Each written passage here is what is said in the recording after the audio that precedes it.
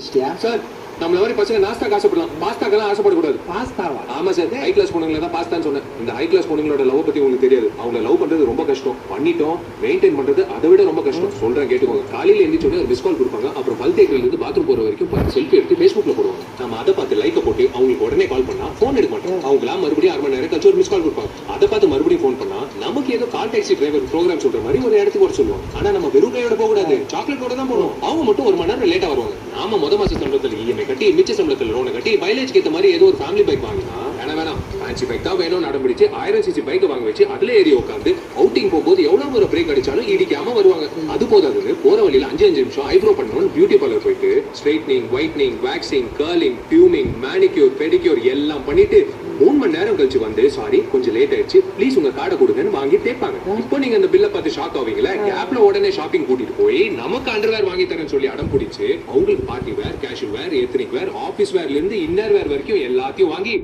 1 மாச சம்பளத்தை ஒரே நாள்ல காலி பண்ணி ஜாலியா இருப்பாங்க. அப்படியே ஆள் இல்லாத தியேட்டர் கூட்டிட்டு போய் ஓரமா 2 டிக்கெட் வாங்கி உரசி உட்காருவாங்க. ஆசையில நாம என்ன பண்ணுவோம், நைஸா கை போடுவோம், உடனே கையெடு எனக்கு கதை புரிய மாட்டேங்குதுன்னு சொல்லுவான். இப்ப நம்ம கடுப்பாவமா அதை கண்டுக்காம இன்ட்ரோல சாப்பிட்டது பத்தாதுன்னு ரெஸ்டாரண்ட் போய் கண்டதையும் ஆர்டர் பண்ணி எல்லாத்தையும் காக்கா கடி கடிச்சு அப்படியே மிச்சம் வச்சிருவான்.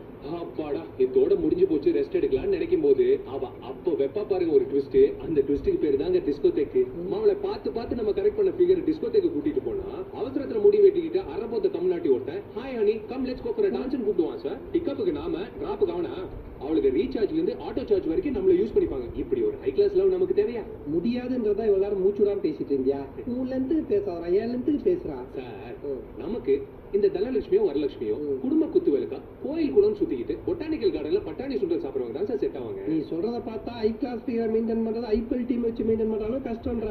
என் தேர்ட் ஐ நீ ஓபன் பண்ணிட்டேன். நம்ம பார்த்த பீரோட நமக்கு ஏத்த பீரோட வாழ்ந்தா வாழ்க்கை சந்தோஷமா இருக்கும்ன்ற. இதுக்கப்புறம் அவ யாரோ நான் யாரோ. Thank you brother.